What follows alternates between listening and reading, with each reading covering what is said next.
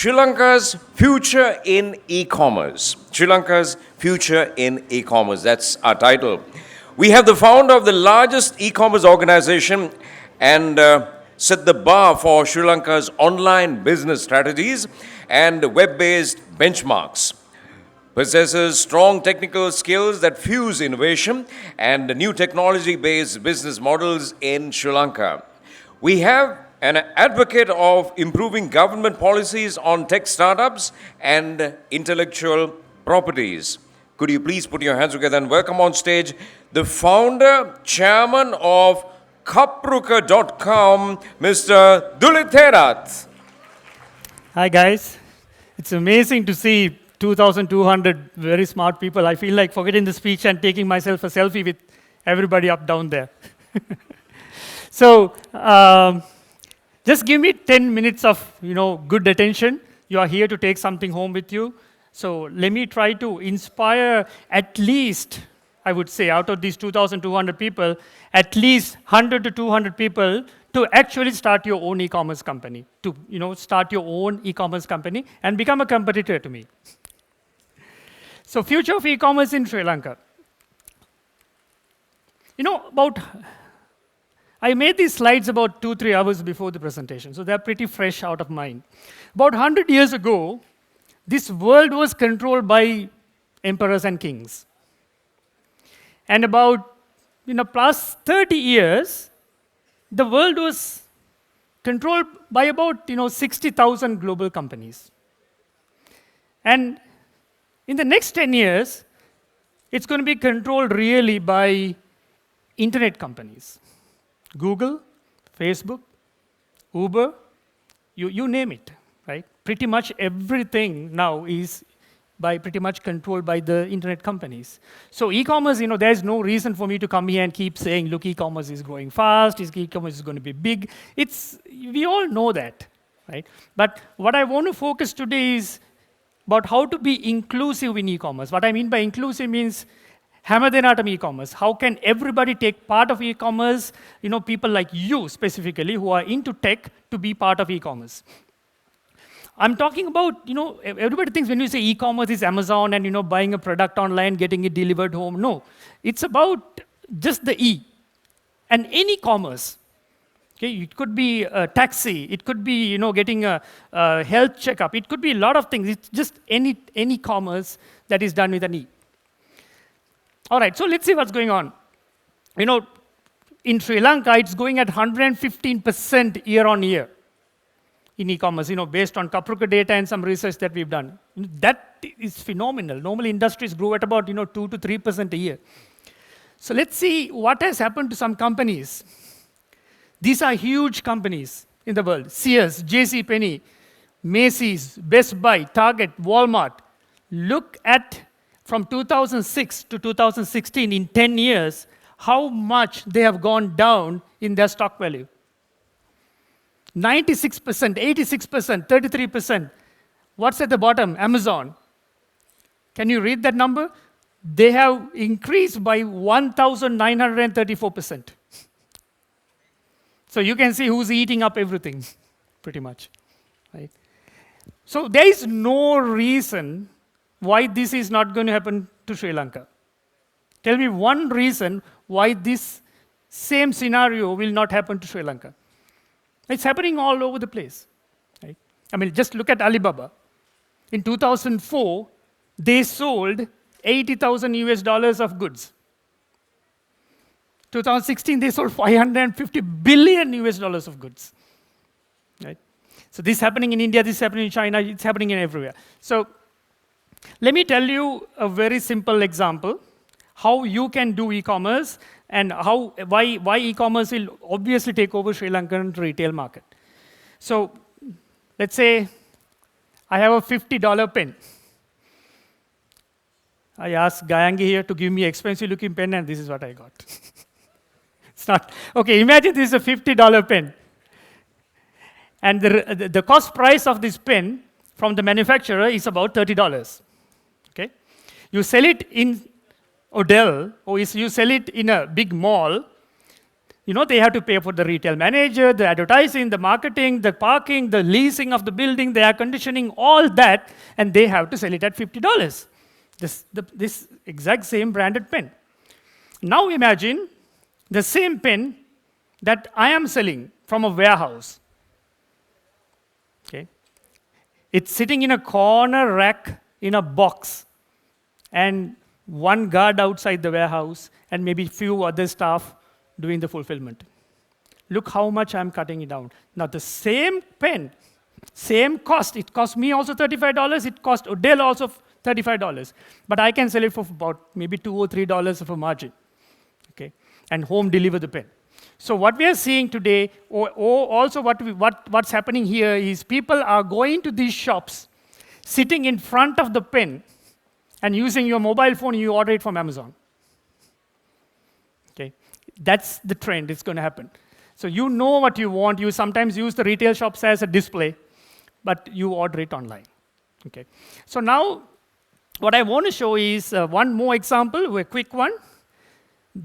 Look at a kettle, an electric kettle for 3,500 rupees in Puttalam town. Okay. It's 3,500 rupees in Puttalam town because there's only 2 or 3 shops that you can actually maybe buy this kettle from. Now this same kettle is in Colombo for about 2,000 rupees. Same kettle, nothing different. Okay, same SKU.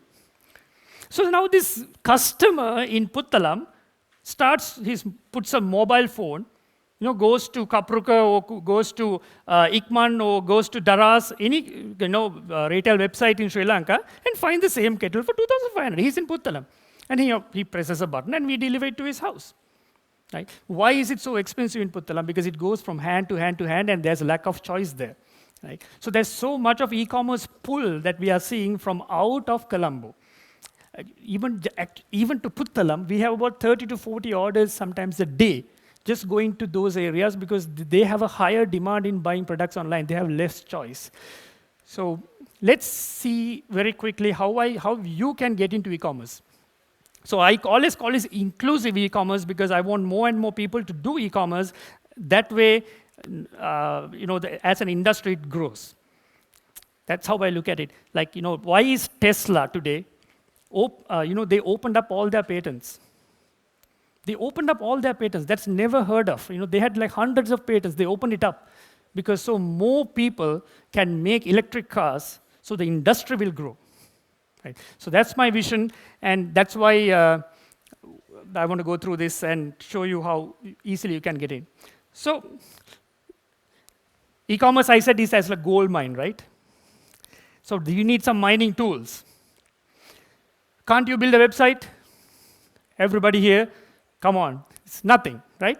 Building a website. There's Magento, there's you name it. There's so much of all the tools are there. Even Shopify can give you a website in half an hour. So don't you have anything to sell? I mean, on your way home, see how many shops you're passing. There are so many ways that you can source things. You can import products from Alibaba. You can produce products. You can, that's not a problem. So can't you get a payment gateway?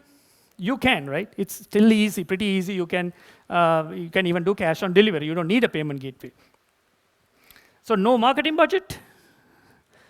It's not a challenge because there's Facebook marketing, there's Google ads. All those are not as expensive as retail marketing, right? These you can do for $100 so much of bang that we could never do before. At the end, I'll show you some examples of how to do that. But what about island-wide delivery? That's a tough one, right? So if you give it to a company to deliver the product that is not capable of handling e-commerce deliveries, they can mess it up, and the customer will be disappointed, and they'll never order again. That's one of the reasons, actually, of the real success of Kapruka is because of excellent fulfillment services, how we deliver the product from A to B. So what I did is I quit my job at Kapruka 6 months ago. I actually stepped down, from the CEO position. I have a great CEO now working there, and I'm staying as chairman. And I started a new venture called Grasshoppers. This is all about giving the mining tools to people like you who will start e-commerce. Those mining tools, especially the last one, that is in Grasshoppers, and it is all about giving delivery services for small businesses to do e-commerce. So let's, I give you the whole country. It's not just a certain area. It's to Batiklo, it's to Mana, it's to, there are 43 big towns in Sri Lanka. We are only talking about Colombo, and looking at Colombo like a keyhole. There's 43 big towns, Kandy. There's so much of need from those, e-commerce requests coming from there, but you can fulfill if you use Grasshoppers. It's a very unique company. The whole company is only about 20 people, including its CEO. But we have thousands of riders. It's the Uber or Pick Me model of delivery. So these thousands of riders who are self-employed. And these riders make a lot of money. For example, imagine you are in WTC and you want to get a Pilla House Kottu. Okay? You call Pilla House and ask for a Kottu. Pilla House press a Grasshopper button. Grasshopper comes in a bike, picks up the Kottu and delivers it to you for 110 rupees. That is the delivery charge, right? In addition to that, he'll collect the money for the Kottu, of course. So do the math. Let's say we give 10 deliveries for lunchtime for the same rider. How much he gets? By the way, he gets to keep 100 rupees, and Grasshoppers takes 10 rupees. Okay? So 10 deliveries, he gets $1,000, right? So let's give him another 10 deliveries during dinner time. He makes 2,000 rupees a day.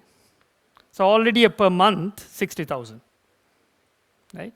So let's give him another 10. You can, in the evening time, you can give him another 10 small deliveries. He makes 90,000, right? He makes 90,000 a month. Why? Because, there is nobody else. There are no buildings, there are no other managers, there's no marketing, there's all that is removed, and the whole thing goes to the grassroots level people who are doing the work, the riders. So that's why actually the meaning behind the Grasshoppers has a lot of things, but one of them is to empower the grassroots people. Now, we are trying to really reduce the cost as much as possible, to give the delivery service to e-commerce companies for almost nothing. So one of the things, everybody talks about drone delivery, right? Like even Amazon is talking about it, and I don't see that really happening in a practical way. A drone is not going to come to your house and land and give you a package and go, not for a long time, okay? It's just marketing gimmick. But at Grasshoppers, we found a very unique way of doing drone delivery, thanks to what? Thanks to the shape of Sri Lanka. Okay, I'll get to that in a bit. So we built a drone. This can carry 3 laptops. Okay, 3 and 2 laptops and a set of coffee and a lot of things like that. Okay. Why? No, so flying this to your home and landing and going back, that's never going to happen, right? That's just kind of science fiction, and it's illegal. They'll shoot it down. So the trick here that we developed is, let me get back to this slide. You're not supposed to fly a drone on top of civilian areas, on top of a house, because you might drop the laptop on a house, right? You are not supposed to, if it is even a wedding or a function, you are not supposed to send it out of sight. Okay?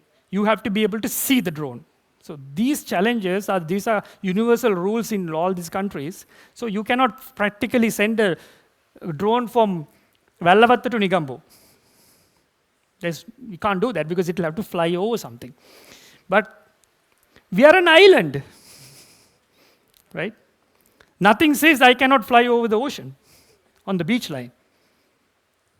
So the Grasshopper hubs are set up in a way, majority of the hubs are going to be your coastal areas. So the middle mile, so there are 3 parts to deliveries, right? There's a first mile where we go and pick up the product from you, the merchant.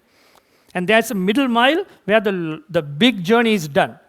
And there's a last mile where a rider goes to your house and gives you the product. But the middle mile, we are going to try to do with the drones where it is feasible on. right? From the Negombo hub, from Wellawatte hub to Negombo hub, just dash it down there. Right? So we can only do this because we are an island. This is not possible in any other country setup. So I'm just trying to show you why I showed you this was to show you how optimistic we are about cutting down the cost of that. You will see some demonstrations, pretty soon on our channels on Facebook, etc., on this. And let me quickly wrap up by the challenges in e-commerce. So there are two challenges if you actually start a website, right? One is, how do you get the market data?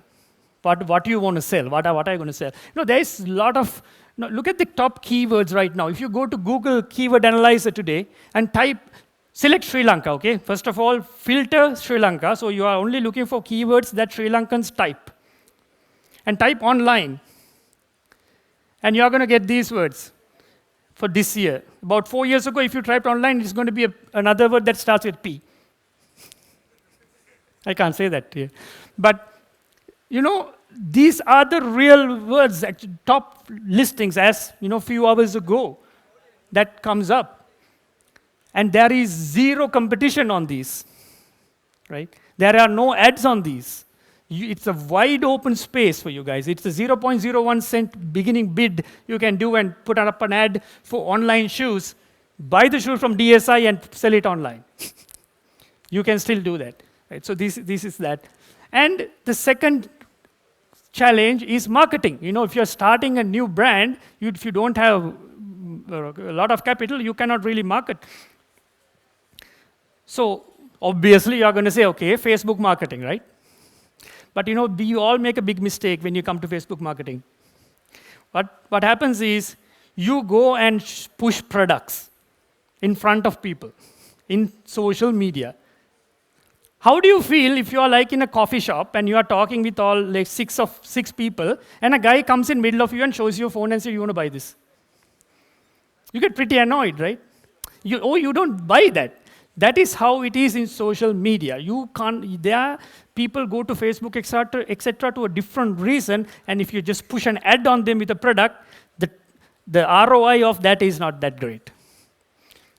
But if you put an ad on Google, when they're actually shopping for a phone, that has a huge conversion rate difference. But you can use Facebook for branding, especially Facebook for branding, but you can use it in a very unique way. I will just show up an example that we just did today. It's viral marketing. Can you read that?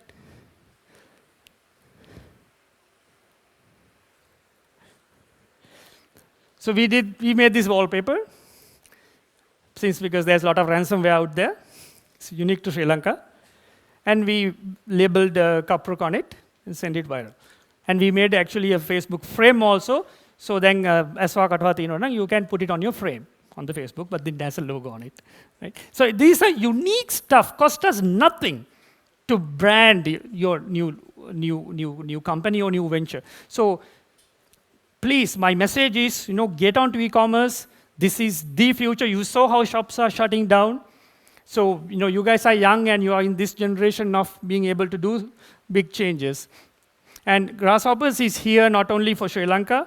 It's a huge plan. We are actually trying to take it to all developing countries, starting actually from Ethiopia. You might ask, why Ethiopia? Actually, Ethiopia has 15 airports. You might not know that, right? 15 airports. It's that big. Right. So there is a lot of space. I'm very optimistic about taking Grasshoppers to other countries. When a delivery happens in Ethiopia, when a delivery happens in Philippines, I want at least few cents to come back to Sri Lanka. When a phone sells and a Samsung phone is sold, some money goes to South Korea. Right? That's where the flagship brand was built. Right? Another one of the reasons why I use a Mobitel phone is that's the only network that no money goes out of the country. They didn't pay me to tell that. Yes.